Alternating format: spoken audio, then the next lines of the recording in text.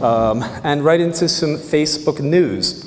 So not really a lot since we last met in November, but a few little tidbits here and there. The first one that I thought was interesting is a couple months ago I talked about how you could allow people to subscribe to your profile on Facebook and get a subscribe button up there.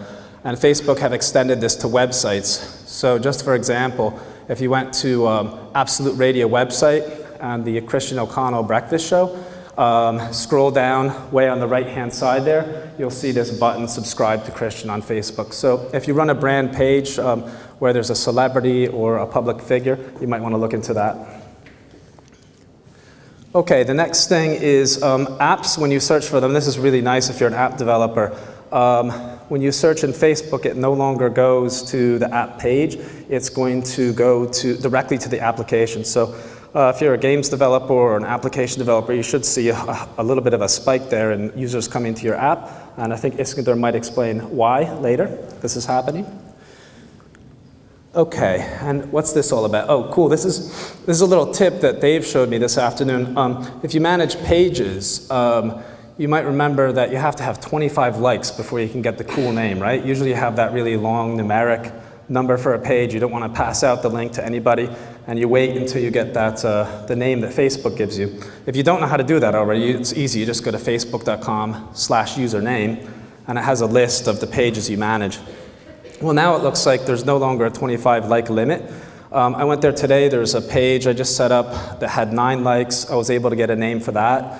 But it's not working for some sites. I'm not really sure when they're enforcing it, when they're not. Maybe for the older pages I set up, that's not working. But anyway, check it out and let us know what you find yourself. I think if you manage pages, it's great to get a cool name really early rather than having to wait for those likes to get up there.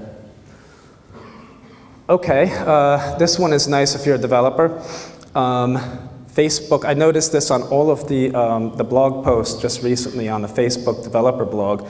Facebook are now on Stack Overflow, and they're giving statistics on the number of questions asked and how many they're answering there. So if you're a Facebook developer, this is where the Facebook software engineers hang out answering questions. So if you haven't checked this out yet, well worth it. And then we've also got a Hacker Cup coming up. I believe it's, you have to register by January 20th. Facebook.com/HackerCup/register.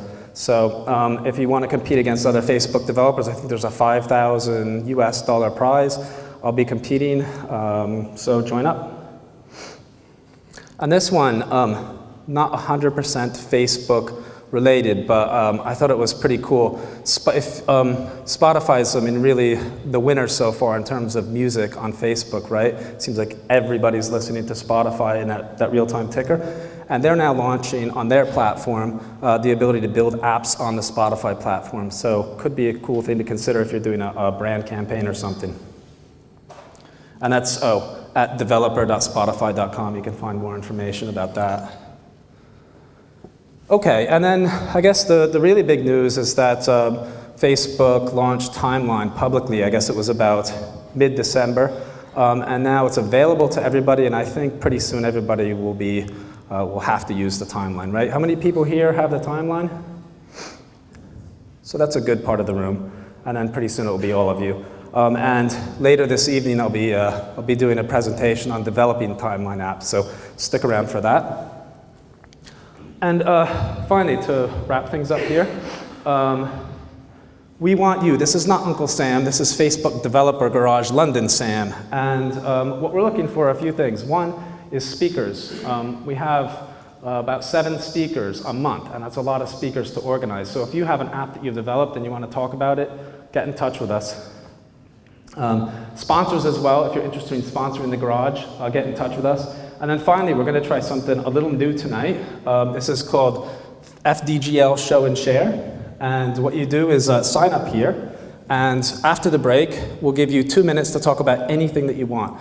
An application that you're working on, a page you developed, a question that you have that you want to ask the audience, whatever. So get up there, sign up, and tell us what you're working on after the break. And then just one final little personal plug. Affect the Fees. It's a project I'm working on. I can't tell you exactly what it is yet, but we do have the page up there. And so helping students help students.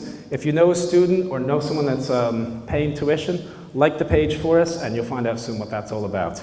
All right, thanks.